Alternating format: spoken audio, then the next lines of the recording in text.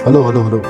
कुछ आगे सुना था आपको कहा। तो आज हम बात करने वाले हैं एक बहुत ही दिलचस्प चीज़ की।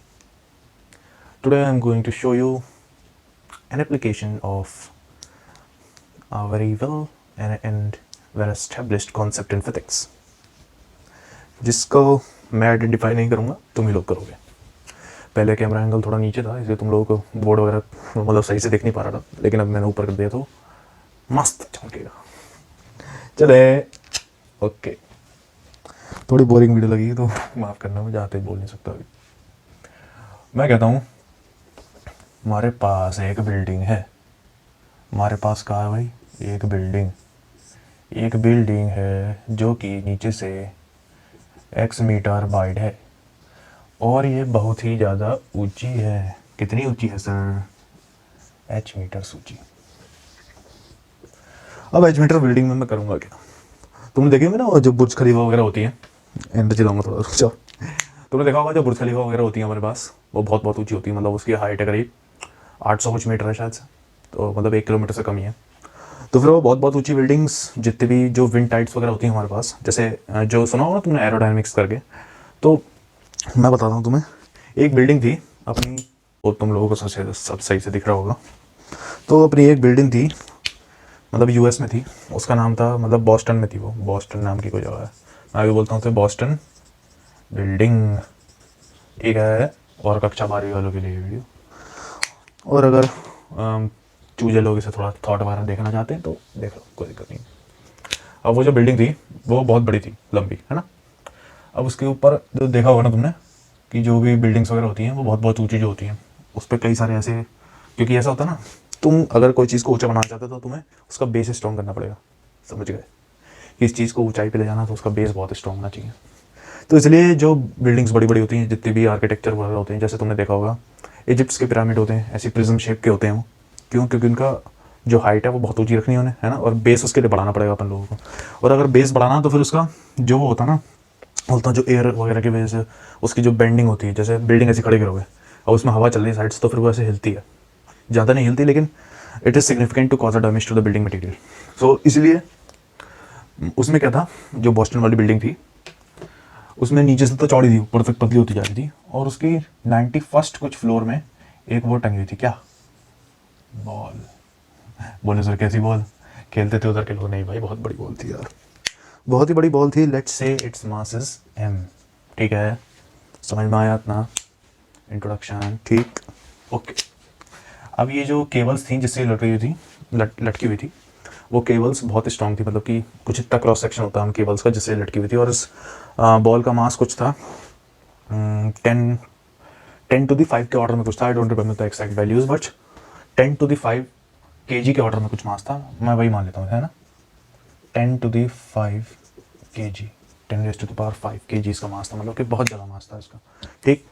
अब ये जो बॉल थी, बल्कि और ज़्यादा होगा भाई, मुझे नहीं पता। अभी जो बॉल थी, this was suspended on the 91st floor of that building, and जो उनकी केबल वगैरह होगी उसकी वो मान लो लेंथ होगी L, इधर से पाइवेटेड थी वो, फिर नीचे के सस्पेंडेड था। अब ये क्यों था, सबसे बड़ा सवाल ये आता है। तो एक बार वीडियो को पॉज करो और बताओ मुझे कि ये चीज़ क्यों थी, ठीक। मतलब इसका यूज़ क्या है, कर लिया। और एक इस प्रिंसिपल पे बेस्ड है, अगर तुमने ये पता लगा लिया है तो नीचे कमेंट कर सकते हो। शुरू करूँ? आओ। तो ये बॉल वहाँ पे होने का ऐसा कोई मकसद नहीं था कि कुछ अट्रैक्शन होगा पब्लिक के या फिर कुछ। This was based on a very technical term, उसे कहते हैं बेंडिंग या फिर कुछ कहते हैं, हाँ इंजीनियरिंग में कहते होंगे भाई, मुझे नहीं पता। तो अब उसमें क्या था, जैसे इधर से हवा चल रही है ना, विंड का फ्लो इस तरफ है, विंड करंट का, और ये इसका सरफेस है बॉडी का। तो हो सकता है तुमने अगर स्टोक्स लॉ पढ़ा हो, तो मूविंग फ्लूइड्स जितने भी होते हैं वो किसी सरफेस पे जब टकराते हैं, so they exert some pressure on it, right. और उसी प्रेशर से क्या होता है, F is equals to P by A. Right pen से दिख नहीं रहा होगा। F is equals to P by A, and this force was equals to by Stokes law 6 pi eta R V, है ना। आर इसका वो मान लो कि मतलब ऐसे सर्कुलर कोन के फॉर्म में इमेजिन करो इसे, और इसका रेडियस नीचे का आर है। खैर मैथमेटिक्स में नहीं जाएंगे, लेकिन पर्पस समझाता हूँ तुम्हें इनका, ठीक। अब ये जो थी, दिस फिनोमेना, या फिर बोलेंगे दिस इज एन एप्लीकेशन, है ना, दिस इज एन एप्लीकेशन है सर। हाँ, वैसे ग्रुप में सेंड करी थी मैंने, जो लोग मेरे साथ व्हाट्सएप पे जुड़े हुए हो उनको ये पहले भी दिख चुका होगा। रसने खैरड़े का क्वेश्चन है वैसे तो ये। This is an application of SHM. So what is SHM? It is simple harmonic motion. Simple harmonic motion means nothing but when an object moves from its equilibrium position to its extreme position, which we call as critical points, जहाँ पे उसकी potential energy maximum होती है. For example, we can take an harmonic oscillator like this. Here is a spring and it has a block attached to it of mass m. Assuming that there is no friction and nor the heat loss due to the spring compression, mu equals 0. So by energy conservation we can say that if it is compressed, let's say, क्योंकि हमने भाई इसे compress कर रखा है ना भाई, तो ये होगी इसकी equilibrium position, let's say it's x0 is equal to x0, let's consider it as origin, और हमने इसे कुछ x डिस्टेंस आगे जाके कंप्रेस कर दिया। अब जब इसे कंप्रेस किया तो स्प्रिंग की कोई पोटेंशियल एनर्जी होती है खुद की, है ना भाई, u is equals to half K X square. क्या होती है सर, बताते हैं। के होता है हमारा स्प्रिंग कांस्टेंट, थोड़ी बीच बीच हो जाएगी तो कोई बात नहीं, ये मिटा देता हूँ ना, उधर का दिख रहा होगा तुम्हें। क्या होता है हमारा spring constant, this basically decides the stiffness of the spring, और जो हमारी पोटेंशियल एनर्जी होती है वो इस पर बेस्ड होती है। डेरिवेशन नहीं करूँगा अभी इसका। फिर जैसे हम इसे कंप्रेस करते हैं, इसके अंदर पोटेंशियल एनर्जी डेवलप हुई, और एक बहुत ही वो गौर करने वाली बात है कि इसकी ओरिजिन पे potential energy at origin, let's call it U not equals to 0। Compression पे पोटेंशियल एनर्जी घटेगी कि बढ़ेगी, बताओ भाई, बढ़ेगी। क्यों? क्योंकि जब भी कोई ऑब्जेक्ट या फिर जब भी कोई एनर्जी स्टेट मान लो या कुछ भी मान लो, जब भी वो अपनी हायर एनर्जी स्टेट में जाता है तो उसकी पोटेंशियल एनर्जी बढ़ती है। That means that it is unstable.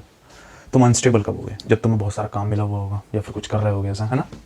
तो अगर तुम्हें रिलैक्स रहना है, तुम्हें किससे पंगेबाजी नहीं, भाई साहब आराम से अपना जीवन जी रहे हैं, तो उसके लिए भाई साहब ना तो तुम कुछ प्रोग्रेस कर पाओगे ना कुछ करोगे, बस ऐसी भोगी की ज़िंदगी काटते रहोगे, राइट। तो ऐसे स्प्रिंग के साथ होता है। स्प्रिंग से तो तुम लोग बहुत फेमिलियर होगे ना। तो स्प्रिंग में क्या होता है, जैसे वो कंप्रेस होती है या फिर एक्सपेंड होती है, it becomes unstable and hence it's potential energy is always increases, it is always positive. इधर करते हैं इंक्रीज हो जाती है पोटेंशियल एनर्जी, और फिर एनर्जी कंजर्वेशन के हिसाब से जैसे हम उसे रिलीज करेंगे, अपना हाथ हटा लेंगे एफ एक्सटर्नल, और फिर वो क्या हो जाएगी, potential energy converts into kinetic energy for attaining the stability. अब जैसे ही इधर आएगी स्प्रिंग क्या होना चाहिए, स्प्रिंग एक्सपेंड होना चाहिए। स्प्रिंग एक्सपेंड होगी तो फिर उसे उधर धक्का देगी, उधर धक्का देगी तो क्या होगा, देखो दिखाता हूँ। स्प्रिंग से इधर धक्का देगी, अब जब इधर धक्का देगी तो ये अपनी काइनेटिक एनर्जी मेंटेन करेगा, काइनेटिक एनर्जी मेंटेन करेगा, फिर से उधर पहुंचेगा, फिर ये ऑसिलेट करता रहेगा। तो इमेजिन करो सर, ठीक। इसकी इक्वेशन हो जाती है क्या, इसमें कह देता हूँ मैं, F is equals to minus K KX। Minus just represents the direction. मेरी राइटिंग बहुत ख़राब हो रही है, I will try to improve it on the board. देखना बड़ा गंदा सा लिख रहा है यार, पता नहीं क्या हो गया, देखना 4 से लग रहा है। अब मैं कहता हूँ कि x की वैल्यू क्या हो जाएगी, मतलब ये a, F is equals to m है, बचपन से पढ़ते आए हो, होप याद होगा।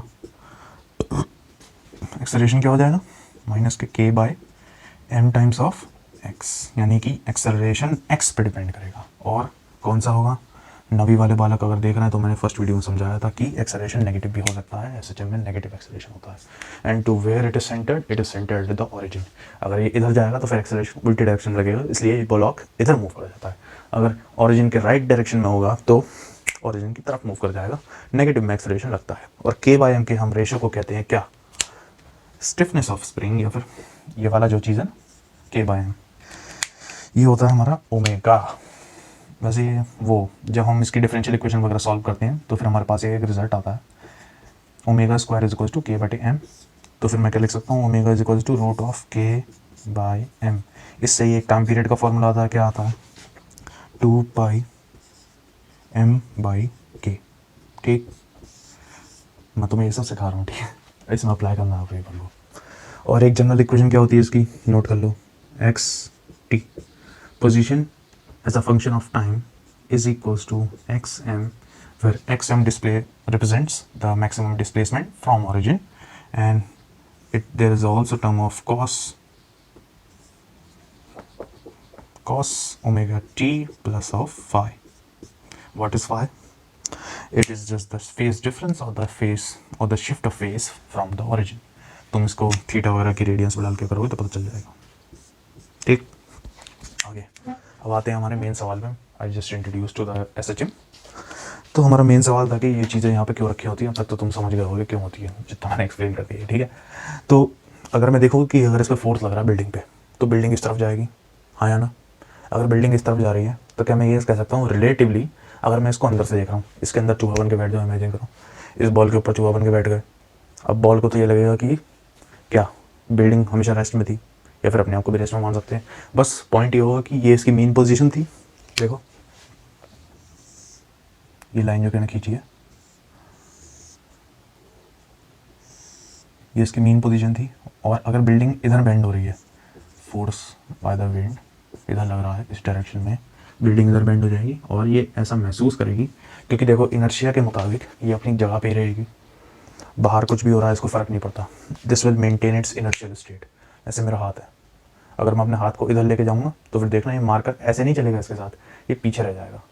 मैं कर नहीं रहा हूँ, ऐसा हो रहा है अपने आप ही, देखना अपने आप भी करके देखना। कोई भी चीज़ लो या फिर ऐसा करो, एक धागा बांधो, धागा या कुछ चीज़ मेरे पास है नहीं यार अभी माइक बता नहीं सकता, देखना जैसे स्टिफनेस ऑफ स्प्रिंग, या ये बहुत बड़ी चीज़ है। देखो स्टिफनेस ऑफ स्प्रिंग समझाने के लिए भी बताता हूँ तुम्हें। बाकी देखो अपने पास एक धागा लेना, कभी भी तुमने करा होगा, ऐसे अपने हाथ में पकड़ना हो, नीचे एक वेट लटका देना कोई सा भी। अब जब तुम अपना हाथ इधर लेके जाओगे ना तो वो तुम्हारे साथ नहीं आएगा, वो उधर ही रहेगा। It will try to resist its state of motion. यानी अगर ये धागे से लटका है तो फिर अगर मैं हाथ इधर लेके जा रहा हूँ इससे कोई फ़र्क नहीं पड़ेगा। ठीक है, तो ये इसी स्टेट में रहना चाहेगा, यानी कि ये खुद ऐसा फील करेगा। अगर बिल्डिंग मान लो कि इधर बेंड हो गई है कुछ ऐसे, वैसे इतना होती नहीं है, I am exaggerating the things, but हो गई है, तो इसकी मेन पोजीशन वाली लाइन कहाँ थी? इधर थी, है ना। अब ये जो जॉइंट था पाइवेटेड वाला, ये मुड़ चुका होगा और इससे ये थोड़ी डिस्टेंस पर आ गई होगी। तो क्या मैं यही वाली एनोलॉजी लगा के कह सकता हूँ कि मैंने इसे डिस्प्लेस कर दिया?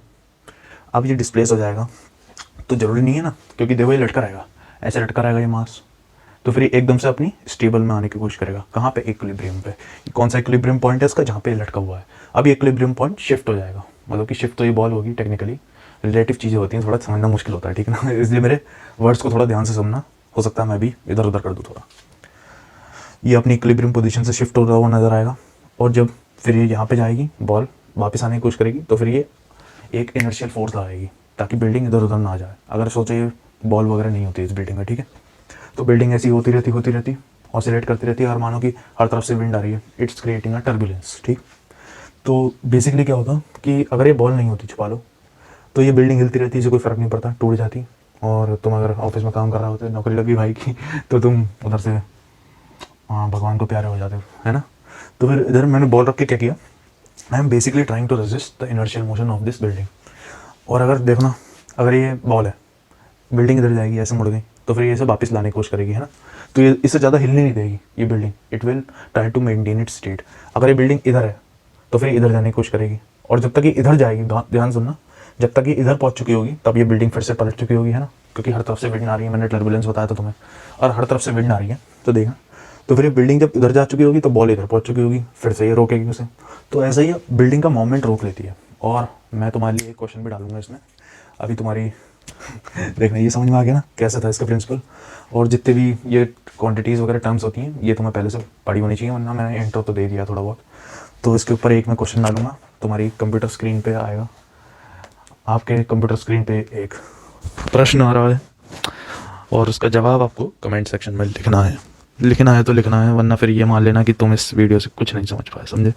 ठीक है, ओके, मिटार दे नहीं, बस ये समझा दूँ मुझे इस क्वेश्चन की वजह से। खैर बहुत लंबी वीडियो हो गई होगी, ये भी पता नहीं कितने की है चलो,